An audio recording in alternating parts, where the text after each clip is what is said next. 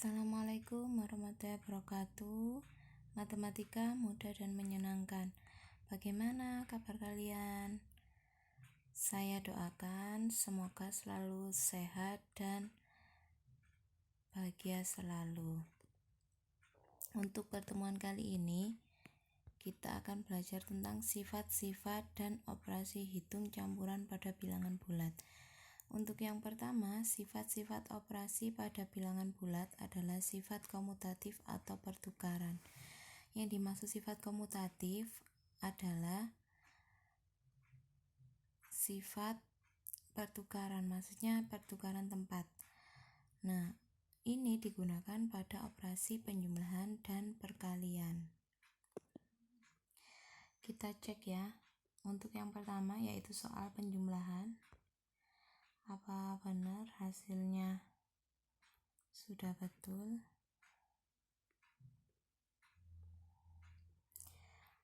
Empat ditambah negatif 1. Yang lebih kecil negatif 1, yang lebih besar adalah 4. Berarti di sini kita plus 1 agar dia menjadi 0. Agar menjadi 4, dia harus ditambah 3. Berarti hasilnya di sini 3. Yang di sini negatif 1 dulu. Nah, juga sama hasilnya 3. Berarti di sini sama dengan. Di sini berarti hasilnya 3. Karena hasilnya sama, maka bisa berlaku sifat komutatif. Untuk yang kedua, soal perkalian, 5 kali 3, 15. 3 kali 5 juga 15. Nah, makanya itu juga berlaku pada perkalian. Sifat-sifat pada operasi bilangan bulat ini kita gunakan untuk mempermudah kita dalam menghitung hasil dari pengerjaan operasi hitung. Untuk yang kedua yaitu sifat asosiatif atau pengelompokan. Sifat asosiatif ini juga digunakan pada operasi hitung penjumlahan dan perkalian. Kita coba ke contoh soal yang pertama. 2 ditambah negatif 4. Kita cari dulu.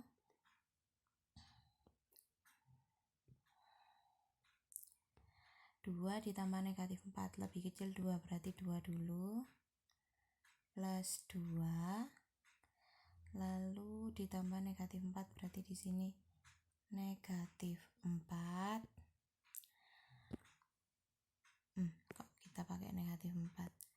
Bukan negatif 4, tapi negatif 2 akan menjadi 0. Berarti tinggal positif 2. Hasilnya 2, tulis dulu 2 ditambah 5. 2 di sini 2 negatif ya. Berarti di sini negatif 2. Negatif 2 kan lebih kecil dari 5. Berarti di sini plus 2 akan menjadi 5 ditambah 3. Berarti hasilnya sama dengan 3. Untuk yang kedua, kita coba yang sebelah kanan. Negatif 4 dikurangi ditambah 5. Negatif 4 dulu, karena ditambah 5 kita pluskan 4 akan menjadi 0, akan menjadi 5, berarti dia kurang plus 1. Berarti di sini 2 ditambah 1, hasilnya sama dengan 3. Untuk perkalian juga sama, kita buktikan. 3 kali 4 hasilnya 12. 12 dikali 5 sama dengan 60. Pakai bersusun ya kalau sulit. 3 dikali 4 kali 5 20. 3 kali 20 sama dengan 60 sama.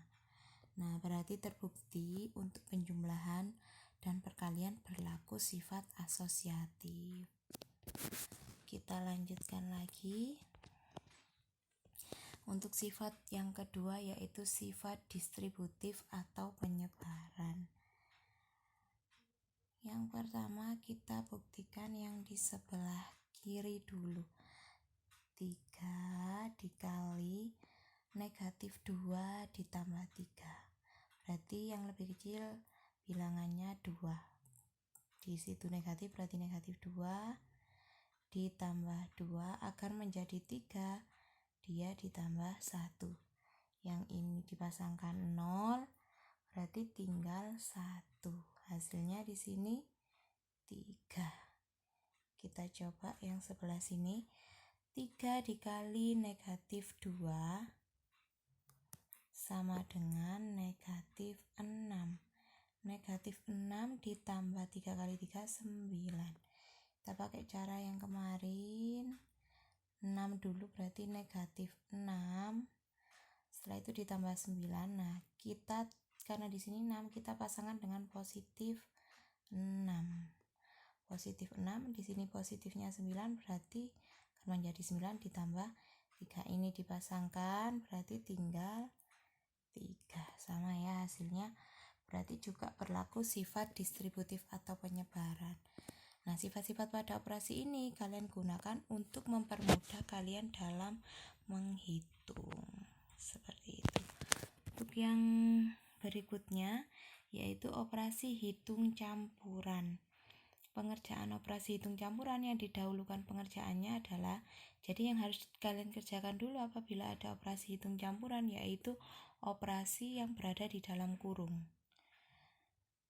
Yang kedua, perkalian atau pembagian. Perkalian atau pembagian ini setara, sama kuat. Jadi yang dikerjakan dulu yang mana? Misalnya ada dua-duanya, yang ditulis dulu itu yang dikerjakan dulu. Yang ketiga, penjumlahan atau pengurangan ini juga sama kuat. Yang dikerjakan dulu yaitu yang ditulis terlebih dahulu. Oke, untuk contoh soal yang pertama, negatif 25 ditambah 50 dikurangi negatif 5. Ingat kalau ada dua operasi seperti ini kita jadikan satu. Berarti yang di sini negatif sama negatif menjadi positif. Yang didahulukan tadi yang di dalam kurung, berarti yang di dalam kurung dulu yang ini kita dahulukan. Berarti negatif 25 ditambah yang ini jadi positif. Berarti 50 ditambah 5 sama dengan 55.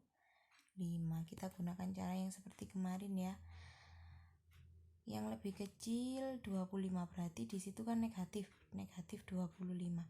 Kita pasangkan dengan plus 25 agar menjadi 55, kita kurangi 55 kurangi 25 03. Hasilnya plus 30. Yang ini dipasangkan sama dengan 0, berarti hasilnya sama dengan positif 30. Oke, yang kedua, kalian ingat yang harus dikerjakan kalau tidak ada yang dikurung berarti perkalian atau pembagian. Di sini ada pengurangan sama perkalian, berarti yang didahulukan adalah yang perkalian. Untuk yang belum kita kerjakan kita tulis dulu 400 dikurang, nah yang ini dikerjakan kan 1 dikali, nah disitu negatif kali positif sama dengan negatif ya kan kemarin, karena dia tidak sama. 100 kali 5 sama dengan 500. Nah, ada dua operasi berarti menjadi positif. 400 tambah 500 sama dengan 900. Bisa dipahami ya. Kita lanjut ke menyelesaikan soal cerita yang berkaitan dengan bilangan bulat. Langkah-langkah penyelesaian soal cerita yang pertama, tulis hal-hal yang diketahui, kurang I-nya ya, diketahui pada soal, tentukan yang ditanyakan, buat model matematika. 4. Selesaikan soal, periksa kembali jawaban. Itu langkah-langkah yang harus dilakukan untuk menyelesaikan soal cerita. Untuk yang pertama, kalian lihat di soal nomor 1, seorang penyelam mula-mula Agar lebih mudah, kalian garis bawahi hal-hal yang diketahui. Biasanya ada angkanya kalau di matematika itu yang diketahui. Mula-mula berada, nah ini ya, 3 meter di bawah permukaan laut. Lalu ia menyelam lagi 4 meter di bawah permukaan laut. Di manakah posisinya sekarang? Ini juga kalian garis bawahi. Kita garis bawahi dengan warna lain karena ini yang ditanyakan. Posisi menyelam sekarang. D1 itu sama dengan diketahui menyelam 3 meter di bawah permukaan laut. Kalau di bawah permukaan laut kemarin yaitu negatif 3 meter. Menyelam lagi berarti makin dalam, negatif 4. Posisi sekarang sama dengan negatif 3 ditambah negatif 4. Negatif 3 ditambah negatif 4. Sama-sama negatif berarti negatifnya bertambah, negatif 7 meter. Atau kalau mau menuliskan dalam bahasa Indonesia, kita tulis 7 meter di bawah permukaan laut. Bisa dipahami ya? Untuk materi pertemuan kali ini sudah selesai. Semoga kalian bisa memahami apa yang saya sampaikan dan semoga bisa bermanfaat bagi kalian. Saya mohon maaf apabila ada kata-kata yang salah. Dan jangan lupa dikerjakan soal latihannya yang akan saya share nanti linknya. Saya akhiri untuk pertemuan kali ini. Wassalamualaikum warahmatullahi wabarakatuh. Tetap semangat belajar ya.